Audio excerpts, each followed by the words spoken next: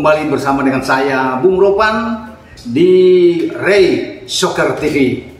Kali ini saya akan membahas tentang Manchester United, Red Devils atau Setan Merah, yang kemarin pasti teman-teman semua sudah menyaksikan bagaimana MU ini diobok-obok habis di Etihad saat menghadapi juara bertahan di Liga Premier Inggris, yang Manchester City.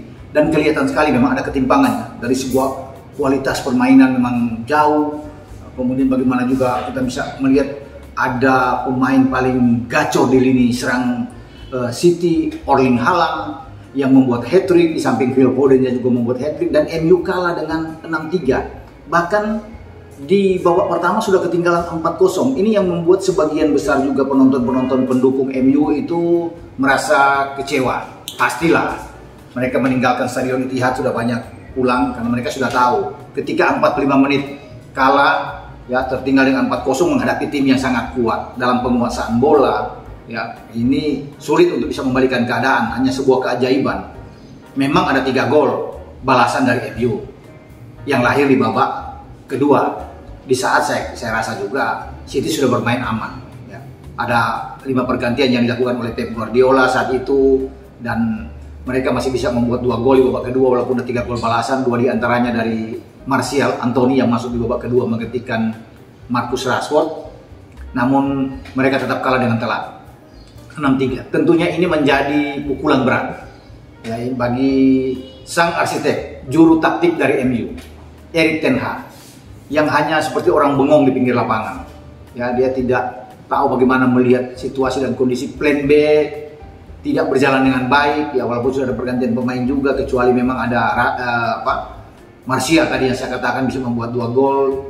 Dan perlu banyak untuk pembenahan, evaluasi yang harus dilakukan kalau bisa melihat ketimpangan ini, ya, dalam permainan dengan City. Dan wajar kalau City itu difavoritkan untuk bisa menjadi juara lagi pada musim ini, di musim 2022-2023, karena mereka luar biasa memang. Pada saat sekarang Arsenal memang ada di atas. Mereka hanya terpaut 1 poin dengan Arsenal 21, mereka dengan 20 poin. Namun tetap peluang bagi City sangat besar karena Arsenal belum ketemu dengan City, dan kita tahu bahwa kalau ketemu dengan City berat bagi Arsenal. Tapi Arsenal sedang berlari dengan baik. 1 kali kalah memang melawan MU. Nah, sekarang saya balik lagi dengan MU. Apakah MU ini bisa finish paling tidak di 4 besar? Itu kan yang menjadi harapan bagi semua pendukung MU juga, bahwa musim ini untuk bisa menjadi juara lupakan dulu. Apalagi sekarang sudah dengan 3 kali kekalahan. 2 kekalahan di awal itu yang sangat memukul mereka. Lawan Brighton bahkan di kandang di Old Trafford, dan kemudian dihajar oleh Brentford dengan 4 gol. Ya, sekarang mereka kebobolan lagi dengan 6 gol. Jadi kalau sudah dengan 3 kekalahan ini sudah berat. Tinggal harapannya bagaimana bisa masuk di 4 besar. Finish kedua, finish ketiga, atau paling tidak finish keempat untuk bisa dapat di zona Champions ini, ikut di Liga Champions pada musim depan. Namun ya, bagi Marcus Rashford dan kawan-kawan perlu perjuangan, ya, untuk bisa masuk ke situ, karena banyak selain ada Arsenal. Kalau City, saya yakin City udah 1 jatah dapat, ya. Arsenal juga kemungkinan besar tuh akan dapat. Tinggal 2 mungkin yang akan diperebutkan, ya. Selain ada MU, ada Chelsea, ada Liverpool, dan ada Spurs. Bayangin kalau ini mereka bertarung kan untuk mencari 2 jatah di antara 4 tim ini. Dan ingat, masih ada kuda hitam juga. Nggak boleh main-main dengan Brighton yang kemarin juga nyaris mengalahkan Liverpool dan bermain imbang 3-3 di Anfield. Nah, kalau bicara lagi kembali dengan MU, di bulan Oktober ini MU itu akan melakoni paling tidak 5 pertandingan ke depan setelah pasca pertandingan di Etihad mereka kalah dengan 6 gol. Kalau secara total ada 6 pertandingan, tetapi 5 pertandingan harus fokus, tidak boleh lagi kalah. Namun bayang-bayang kekalahan pasti akan menghantui bagi semua pemain-pemain MU. Kenapa saya katakan ini akan menghantui mereka? Di antara 5 laga ke depan sampai di akhir Oktober, ada paling tidak ada 2 pertandingan yang berat, dan itu selisihnya hanya 2 hari. Pada tanggal 20 menghadapi Tottenham Hotspur, bermain di Old Trafford. Namun Spurs dengan Antonio Conte-nya sedang juga bagus, sedang ingin mengincar kembali untuk ada di zona Champions dengan kedalaman squad yang oke. Ini juga berbahaya bagi MU. Setelah tanggal 20 itu di Old Trafford, 2 hari kemudian mereka harus bertarung melawan Chelsea. Mereka harus ke Stamford Bridge. Berbahaya juga untuk bisa menghadapi Chelsea. Bukan tidak mungkin akan mendatangkan kekalahan lagi bagi MU. Nah kalau mereka sudah 2 kali kalah dengan sekarang total 3 kali kalah, 5 kali kalah, berat dalam persaingan masuk di 4 besar. Karena pertandingan-pertandingan berikut kan menghantui mereka juga. Mereka belum ke Liverpool, walaupun mereka menang melawan Liverpool pertama, tapi harus ke Liverpool. Mereka harus ke Brighton.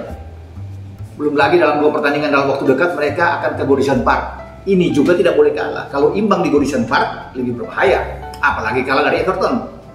Setelah melewati Everton, ya, kemudian setelah itu tanggal 16 kalau nggak salah, mereka harus ketemu dengan kuda hitam lainnya yang juga sedang bagus-bagusnya. Ada di 8 besar, Newcastle United. Ini juga harus diperhitungkan baik-baik oleh Erik ten Hag dan pasukannya. Newcastle bisa membuat kejutan walaupun bermain di Old Trafford. Ya. Kalau sampai imbang lagi katakan, ini yang lebih sulit lagi. Jadi memang MU itu harus menang melawan Everton dan harus menang melawan Newcastle. Sebelum mereka fokus, mereka konsen menghadapi pertandingan 2 yang saya bilang tadi, Spurs dan juga dengan Chelsea. Kalau mereka sudah 2 kali tertahan melawan Everton, kemudian Newcastle, dan kalah dari Spurs dan Chelsea, gawat, berat, sulit untuk bisa bersaing di 4 besar. Karena pertandingan terakhir di bulan ini, mereka juga harus bertarung melawan West Ham United. Mau main dimanapun, West Ham ini coba untuk naik lagi setelah mereka terpuruk di awal-awal musim. Ada di papan bawah, sekarang mereka sudah di peringkat ke-15. Jadi pasukan David Moyes ini berpotensi juga bisa membuat kejutan, menyulitkan bagi MU. Jadi sebelum sampai ke West Ham di akhir bulan pada tanggal 30, MU harus bisa mampu mengatasi dulu 4 pertandingan depan ini. Termasuk 2 laga lawan Everton dan Newcastle yang secara hitung-hitungan pasukan Ten Hag ini bisa mengambil. Artinya ada 6 poin di sini. Kalau mereka bisa melewati itu dengan 6 poin kan enak. Sebelum mereka menatap laga pertandingan selanjutnya menghadapi Spurs dan Chelsea. Tinggal bagaimana sekarang susunan pemain yang harus dilakukan oleh Erik ten Hag. Kalau melihat kemarin melawan City mereka memang kalah segalanya. Makanya sekarang tinggal pembenahan dari Erik ten Hag. Dia harus bisa melihat apakah kembali akan bermain dengan 4-2-3-1-nya. Tetap dengan De Gea, kemudian ada Tiger Malaysia, kemudian Dalo di sana, ada Lisandro Martinez, kemudian ada Varane yang kemarin diobok-obok seakan-akan tidak bisa bermain bola di depan Erling Haaland. Ini juga saya pikir harus dilihat oleh Erik ten Hag. Posisi gelandang juga masih dengan Scott McTominay dan Eriksen, atau Tominay diganti dulu dengan Casemiro main. Casemiro selalu main dari bangku cadangan, tapi kemarin juga kelihatan tidak begitu oke kan. Di saat mereka sudah tertinggal begitu jauh di babak pertama. Di depan Ronaldo juga agak kecewa tidak bisa bermain kemarin walaupun sudah melakukan pemanasan saat di Etihad. Tetap pasti saya kira dengan Martial bisa membuat gol, bukan tidak mungkin Martial sama Rashford akan dikedepankan juga. Selain ada Bruno Fernandes, sang kapten ke-11 dan Jadon Sancho, Ronaldo semakin terpinggirkan. Ini juga akan menjadi kesulitan. Bukan tidak mungkin dia akan pergi pada musim dingin nanti di Januari. Kita akan tunggu. Nah ini adalah bulan Oktober yang betul-betul harus memeras otak bagi Erik ten Hag untuk bisa melewati ini, dan mereka tidak boleh kalah sekali lagi di bulan Oktober ini. Karena kalau dengan 2 kekalahan berat dalam persaingan di IPL, karena semua tentunya ingin pergi masuk ke zona Champions. Ya siapapun itu, termasuk bagi juara bertahan pasti dengan City-nya dan Arsenal.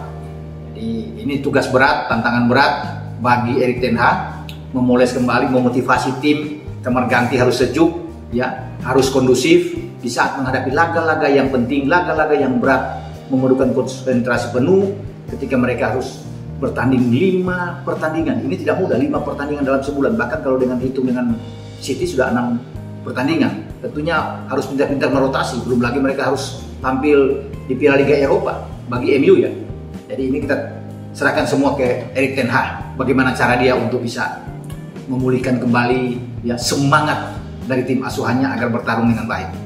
Sampai di sini pembahasan saya tentunya tentang harapan semua pendukung MU untuk melihat tim ini kembali bersemangat, termotivasi setelah kemarin hancur lebur di Etihad dan mereka harus bangkit kembali. Oke? Dan ingat, bola itu bulat, giring terus.